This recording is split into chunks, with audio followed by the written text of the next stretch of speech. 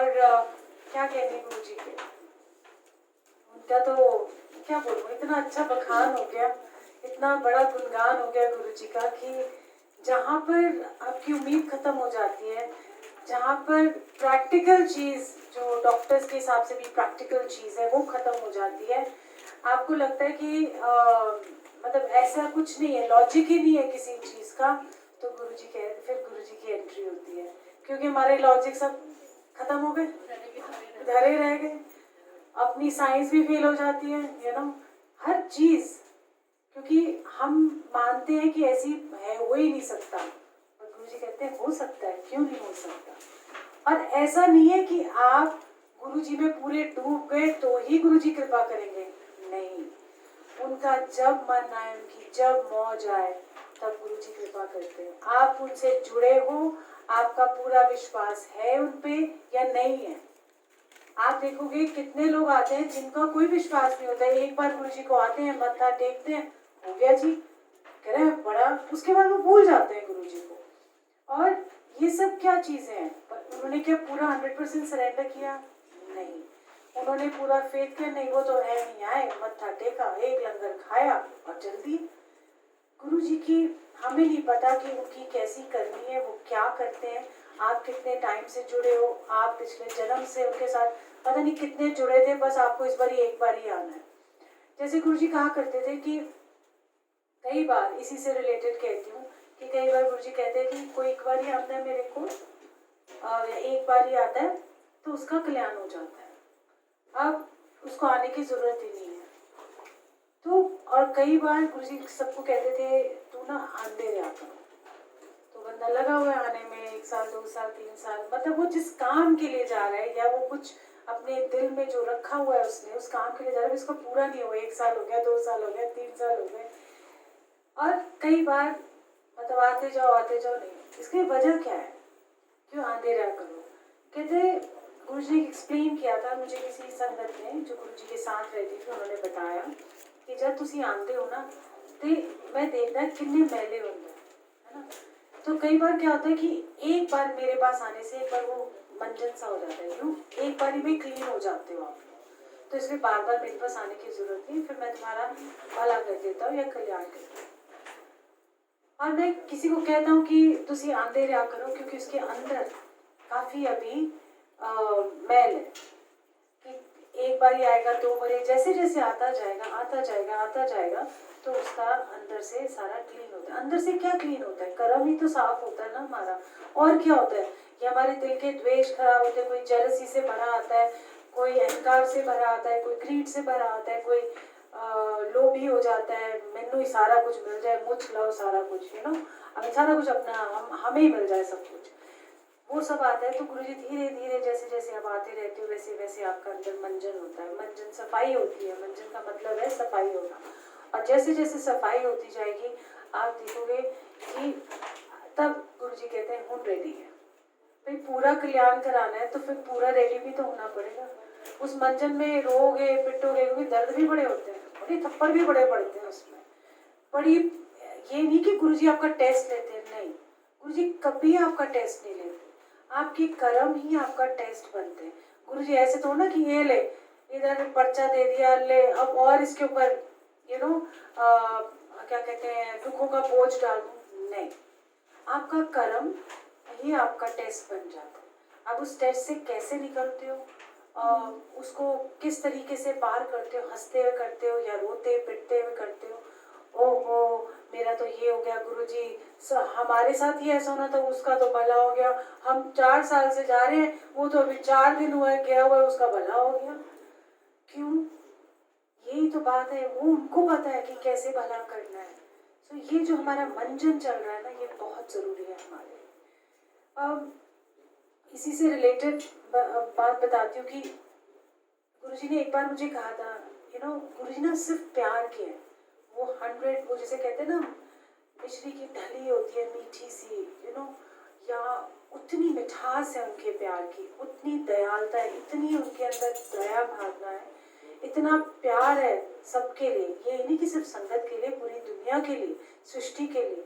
इस रूप में तो आप उनको देख रहे हो कितने क्यूट से, है ना, हर पिक्चर में डिफरेंट से लगते हैं, प्यारे से, कभी मुस्कुराते हुए, छोटी छोटी सी आंखें, कभी ऐसे लगता था, कभी गुरुजी की ना एक आंख इधर देखती उधर देखती, कंफ्यूजन होता था। पहले तो बड़ा फनी लगता था हमको, फिर थोड़ी देर बाद ना वो ऐसे करके बुलाते थे तो हमें पता नहीं लगता था किसको बुला रहे हैं।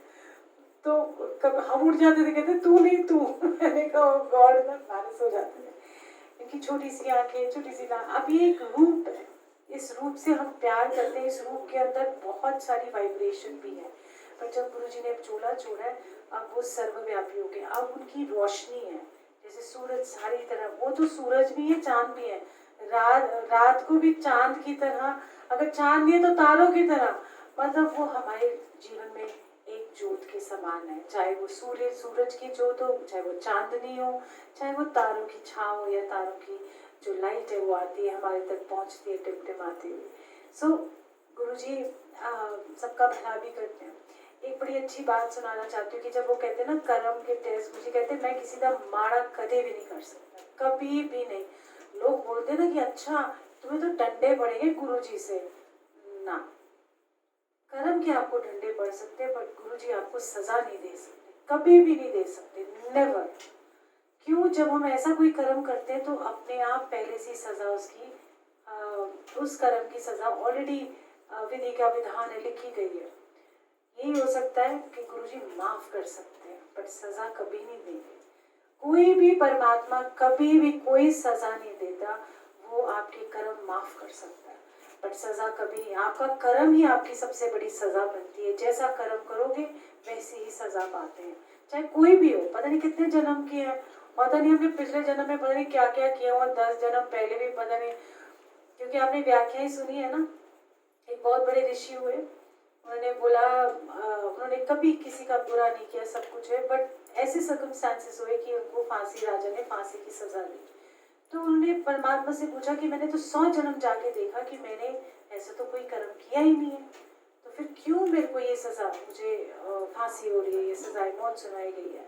तो कहते तो अपना ना 101वां जन्म दे, उसमें तू बच्चा था, तो एक आंख टिड्डा करके एक कीड़ा होता है, तू ना उसके साथ डंडी से खेल रहा था, कभी उसको आधा मार रहा है, उसको ना जीने दे रहा है ना मरने दे रहा है, तूने ऐसे उसके साथ, तो उसने उसको एक तरीके से सूली, ना उसको मरने दिया ना जीने दिया। तो वो तेरी ये वाला कर्म है कि उसको, उसकी रूह को तड़पाया।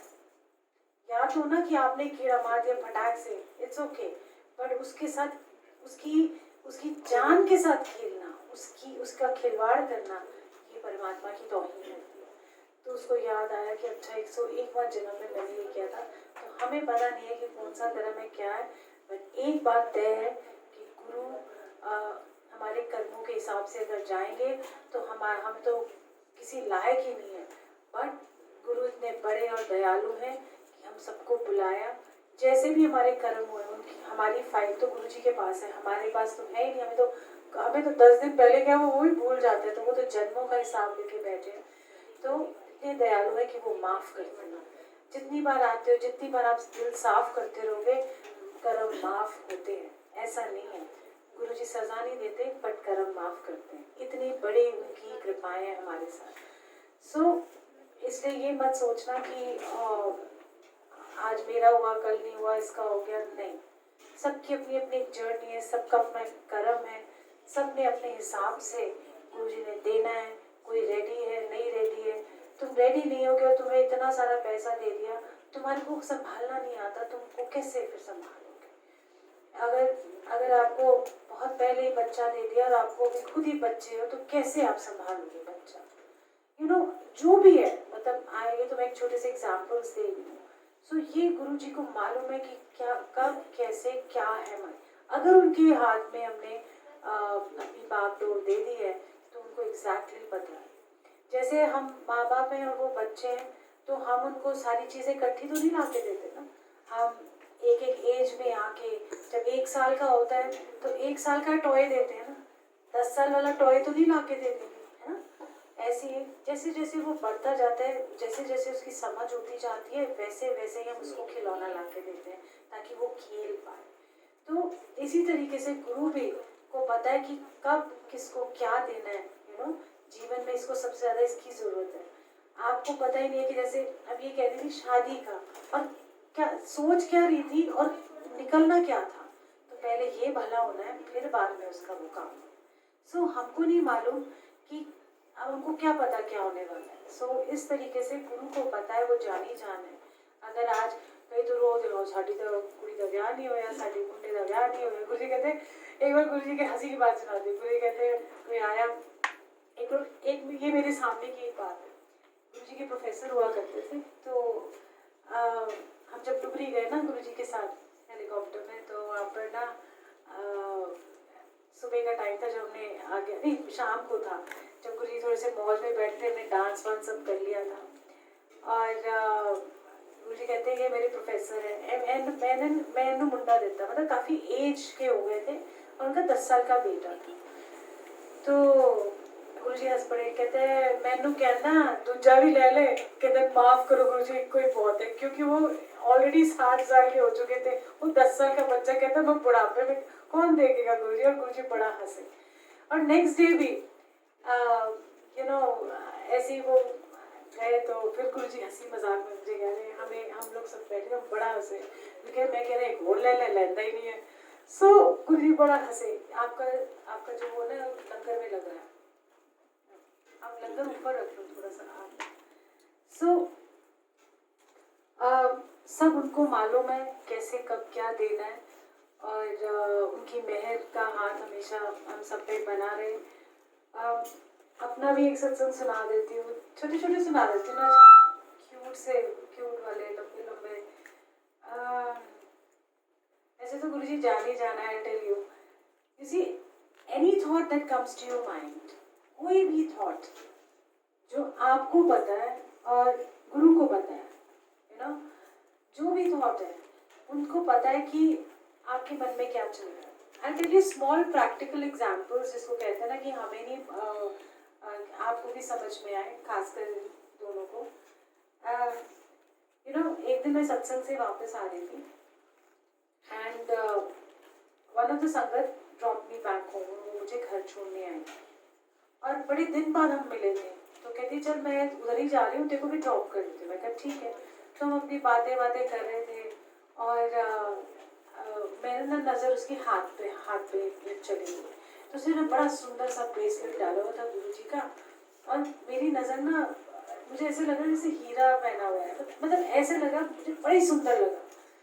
और मेरा मन किया कि मेरे को ये ब्रेसलेट चाहिए। और मैंने मांगा नहीं, मैं कहा चल, फिर हम बातें करते रहे, मैं भूल भाल गई, और हम लोग घर पहुँच गए। नॉर्मली क्या होता है कि मैं कभी, मेरा ना ध्यान नहीं जाता ये ब्रेसलेट और लॉकेट्स और फलाना टिमकाना, फोटो मिल जाए, कुछ मिल जाए, अपने आप जो मिल जाए, अदरवाइज इट्स ओके। तो पर फर्स्ट टाइम मेरे मन में आया कि मुझे ना ये ब्रेसलेट चाहिए। मैं बस ऐसे ही मन में आया ख्याल में, बहुत जोर से चाहिए मुझे ये ब्रेसलेट, काइंड्स। सो मैं जब घर पहुंची, गाड़ी से मैं उतरने लगी, बाय किया उसको, तो कहती रुक जा। मैंने कहा क्या हो गया?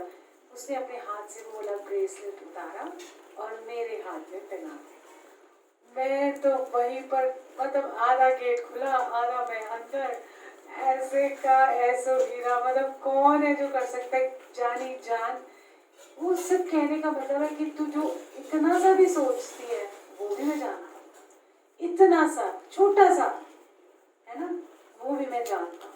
तो इसीलिए हम सोचते हैं कि क्या वो बड़ी बड़ी चीज़ें, नहीं, वो हमारी हर छोटी चीज़, हर चीज़ का ख्याल रखते हैं, हमें पता नहीं है। आज हम ये लंगर खा रहे हैं, ये भी बड़े भागों से मिलता है। अगर हमारी तबीयत खराब हो तो हम ये लंगर भी ना हमारे खा सके, तो ये बहुत हम भाग्यशाली हैं कि हमें लंगर खाने को मिलता है। गुरु जी हमारे लिए दवाई बना के रखते हैं। जितना लंगर मिल रहा है ये आपकी मेडिसिन है हमेशा के लिए।